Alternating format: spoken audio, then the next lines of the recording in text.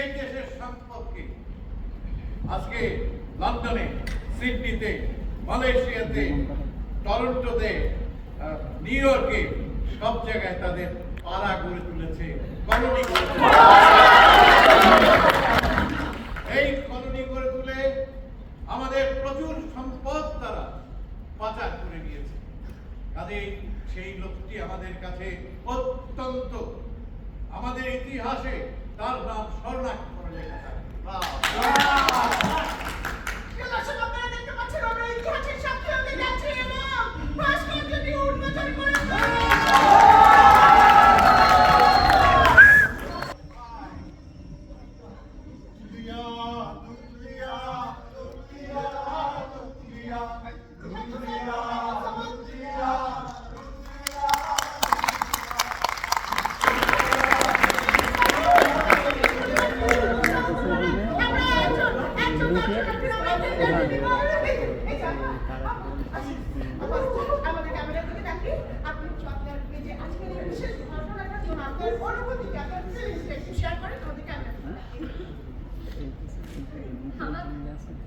আমার খালি একটা কথা কহেন তো, ওই যে যুদ্ধ যে আমার দেশের বেলা মানুষ শান্তি সেইটি কি নোটের জন্যে?